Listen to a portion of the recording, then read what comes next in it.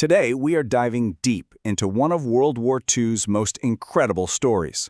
This isn't about battles and battalions, but about a secret war of wits fought against a machine that was supposed to be unbreakable. May 8, 1945. That's the voice of Winston Churchill. And what you're hearing is the sound of absolute, total victory. The war in Europe was finally over.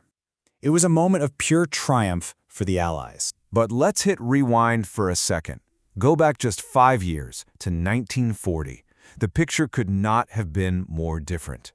The Allies were on the ropes, their armies shattered, with almost 400,000 troops completely surrounded at Dunkirk, just waiting for annihilation. So the question is, how in the world did they go from that, the brink of total collapse, to total victory? Well, it turns out that a huge piece of that answer wasn't found on the battlefield at all.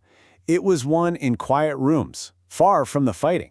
It was won in a hidden war of intelligence, a battle of minds that was waged in absolute secrecy. And at the very heart of this secret war was one single, formidable opponent, the Enigma machine. The name itself literally means riddle, and for the Allies, it was the most important, most difficult riddle they would ever have to solve. The German military, their government, their spies, they all used it. So how did this thing work? Well, imagine you press a key. Let's say A.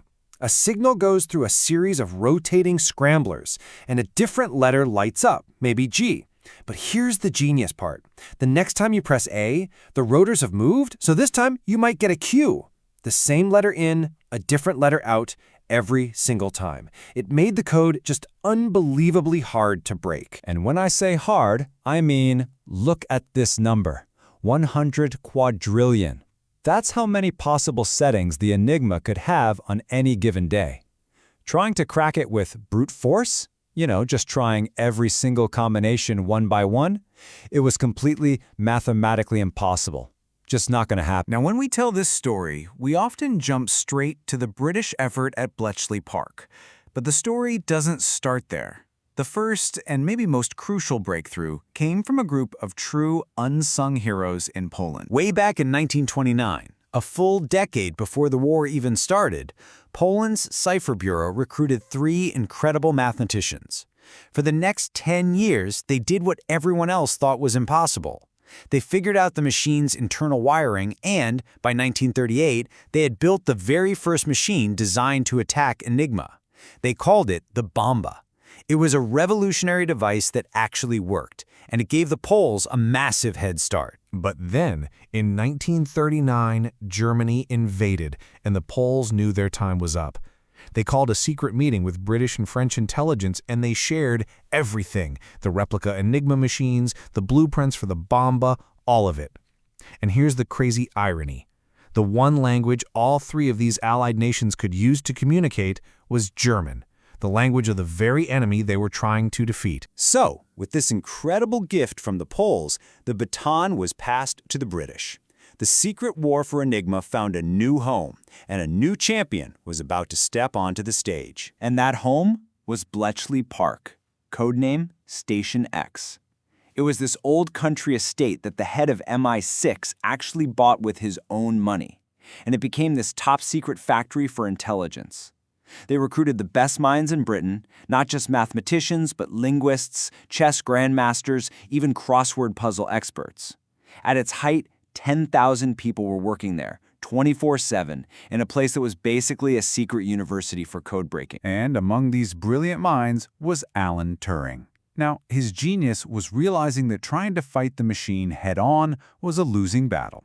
Instead, he decided to attack its weakness, the humans operating it. He knew people were predictable. They used common phrases, they signed off the same way, and critically, because of a flaw in Enigma's design, a letter could never be encrypted as itself.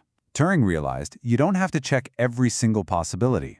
You just have to be smart enough to eliminate the impossible ones. So building on that original Polish Bombe design, Turing created a much bigger, faster, more powerful machine, the British Bombe. And it was a total game changer, especially against the German Navy's Enigma, which was vital for winning the Battle of the Atlantic.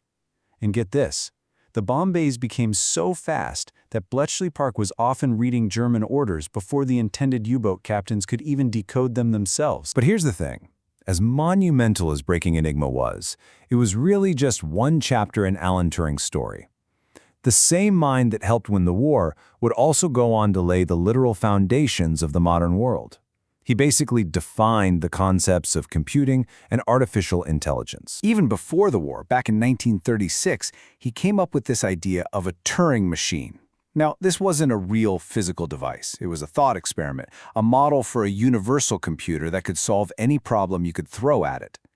That one abstract idea is the conceptual blueprint for every single computer we have today, from giant supercomputers to the phone in your hand. Then, after the war, he moved on to an even bigger question, one we're still obsessed with today. He proposed what he called the imitation game, which we now know as the Turing test.